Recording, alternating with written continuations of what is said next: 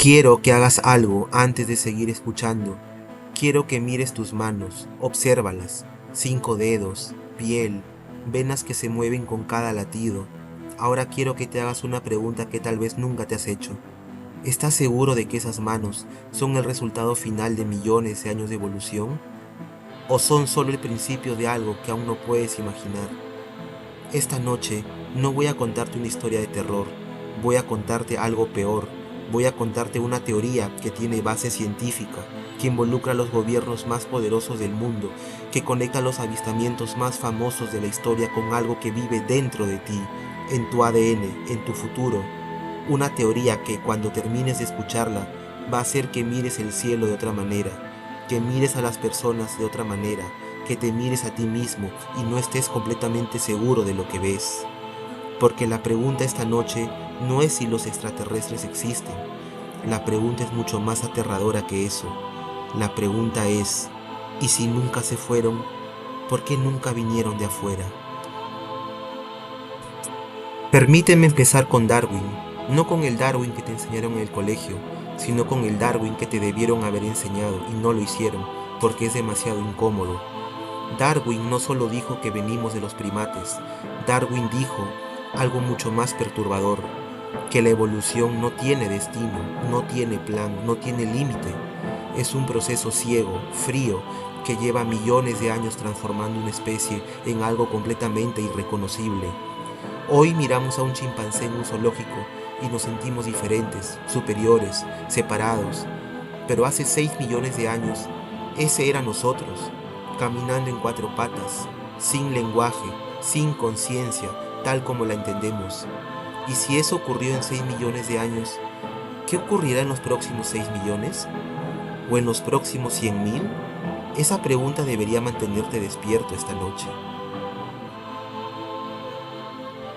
Quiero que pienses en algo que viste alguna vez en un documental o escuchaste de alguien que lo vivió, la descripción clásica de un ser extraterrestre, cabeza grande, desproporcionada, ojos enormes, completamente negros, adaptados a algo que no es la luz del día, cuerpo delgado, casi sin músculo, como si jamás hubiera necesitado el esfuerzo físico, sin vello, sin expresión emocional visible, sin hablar, solo observando en silencio.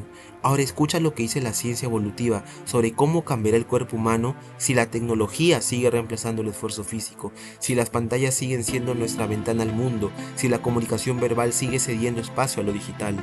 Cráneo más grande por un cerebro en expansión, ojos más desarrollados para ambientes con poca luz natural, cuerpo más pequeño y atrofiado, menos vello, menos expresión muscular en el rostro.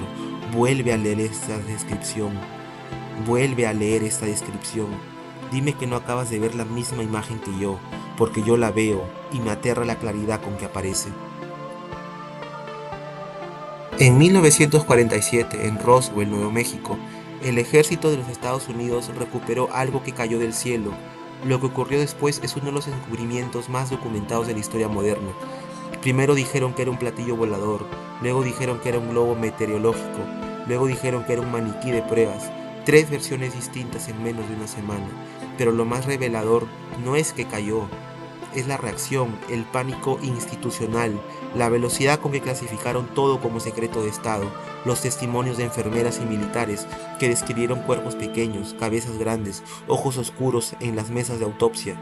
Y la pregunta que nadie se hace, si era algo completamente ajeno a nosotros, algo del espacio exterior, ¿por qué el gobierno reaccionó como si reconociera algo, como si supieran exactamente lo que estaban viendo? El miedo a lo desconocido se ve diferente al miedo a lo que reconoces.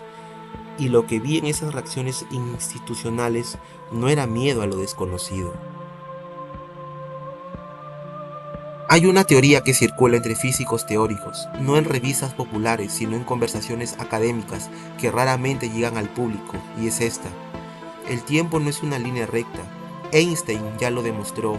El tiempo se curva, se dilata, se contrae dependiendo de la gravedad y la velocidad. Lo que para ti son 10 años, para alguien viajando cerca de la velocidad de la luz podrían ser 10 minutos. Eso no es ciencia ficción, está en los libros de física, los agujeros de gusano, soluciones matemáticas completamente válidas dentro de la relatividad general, sugieren que existen conexiones teóricas entre distintos puntos del espacio y el tiempo. Y aquí viene la parte que me paraliza. Una civilización con 1 millón de años de ventaja tecnológica sobre nosotros ya habría resuelto ese problema. No estaría explorando el espacio en busca de otros planetas, estaría explorando el tiempo en busca de su propio pasado, y su pasado somos nosotros. Esta teoría no empieza en Roswell, empieza mucho más cerca.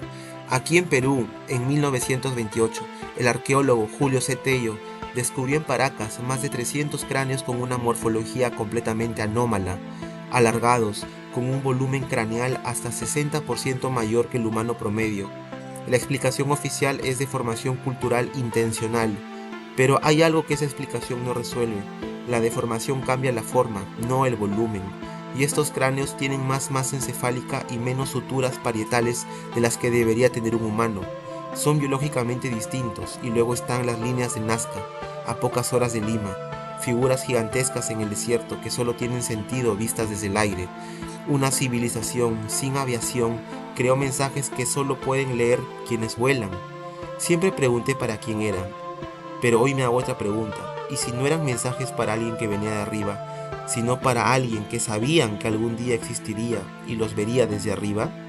¿Y si eran mensajes para nosotros, o peor aún, mensajes que nosotros mismos dejamos desde el futuro para guiar nuestro propio camino? En 2017, el Pentágono desclasificó videos grabados por pilotos de la Marina, donde se ven objetos moviéndose de formas que desafían toda física conocida, sin propulsión visible, cambiando de dirección a velocidades que destruirían cualquier cuerpo humano por la fuerza de gravedad. En 2023, ante el Congreso de los Estados Unidos, el exoficial de inteligencia, David Grush, declaró bajo juramento que el gobierno tiene en su poder naves de origen no humano y cuerpos de pilotos recuperados, bajo juramento ante el Congreso, y el mundo siguió girando. En 2024, México presentó ante su Congreso los cuerpos de Nazca, figuras momificadas con morfología no humana, analizadas por la UNAM, con resultados que siguen siendo oficialmente ambiguos, ni confirmados ni descartados, y mientras tanto la NASA creó su primer equipo oficial de estudio de fenómenos anómalos.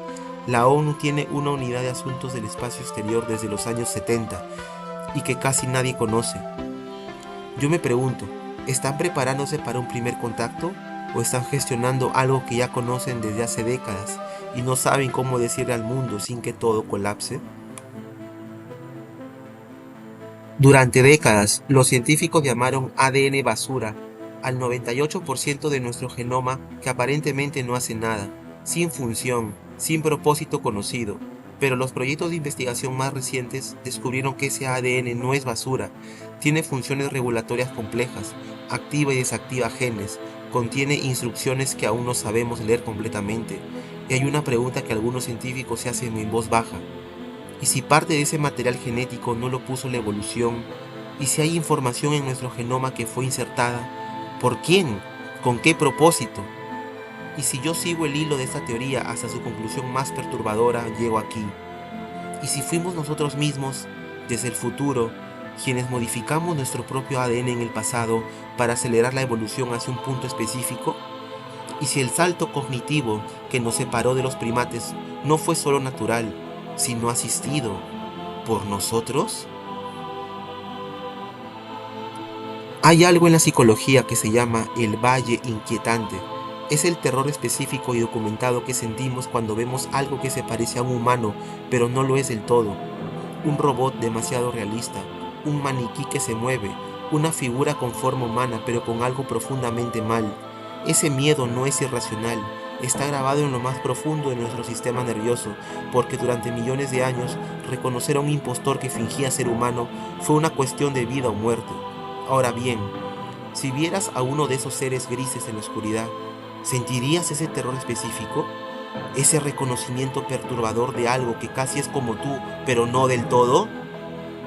Porque si lo sintieras, significaría que tu cerebro primitivo no lo está clasificando como extraño, lo está clasificando como una versión distorsionada de algo familiar. Y eso, neurológicamente, es mucho más aterrador que encontrar algo completamente ajeno. Lo ajeno se rechaza, lo casi familiar paraliza. Hay un patrón que me resulta imposible ignorar cuando reviso la historia de los avistamientos. No aparecen al azar, aparecen en momentos de crisis. Hubo reportes de objetos voladores sobre Hiroshima antes de la bomba, durante la Guerra Fría, cuando el mundo estuvo más cerca que nunca de una guerra nuclear. Los avistamientos se multiplicaron de forma documentada. Los pilotos de la Marina Americana reportaron actividad intensa cerca de instalaciones nucleares. Y ahora, en este momento específico de la historia, cuando el mundo tiene más armas nucleares activas que nunca, cuando el cambio climático amenaza la habitabilidad del planeta, cuando la inteligencia artificial está redefiniendo en tiempo real lo que significa ser humano, ahora es cuando más actividad documentada y oficialmente reconocida existe. Yo no creo que sea casualidad. Si fueran nuestros descendientes del futuro, tendrían una razón muy concreta para aparecer en estos momentos, porque en alguno de esos momentos algo salió mal y vinieron a verlo antes de que ocurriera, o a intentar que no ocurra. En 1950, el físico Enrico Fermi hizo la pregunta más simple y más devastadora de la astronomía. Si el universo tiene miles de millones de galaxias, cada una con miles de millones de estrellas, muchas con planetas similares a la Tierra, la probabilidad estadística de que exista vida inteligente fuera de aquí es prácticamente del 100%. Entonces, ¿dónde están todos? ¿Por qué el silencio? Hay muchas respuestas posibles, pero la que más me perturba es esta. Tal vez no están en otro planeta, tal vez están en otro tiempo, tal vez el universo no está lleno de civilizaciones viajando por el espacio en busca de otros mundos. Está lleno de civilizaciones viajando por el tiempo en busca de su propio pasado. Y el silencio cósmico que tanto nos desconcierta no es ausencia de vida inteligente, es la discreción de quien sabe exactamente lo que está haciendo, exactamente dónde está, y tiene razones muy específicas para no anunciarse. Todas las culturas de la historia, separadas por océanos y milenios, sin contacto entre sí, tienen la misma historia. Seres que bajaron del cielo, que enseñaron agricultura, escritura y matemática, que dejaron conocimiento y luego desaparecieron prometiendo volver. Los sumerios los llamaron Anunnaki, los mayas describieron a Kukulcán bajando de las estrellas, los pueblos andinos hablaron del Anampacha, el mundo de arriba y de seres luminosos que llegaron antes de la historia conocida.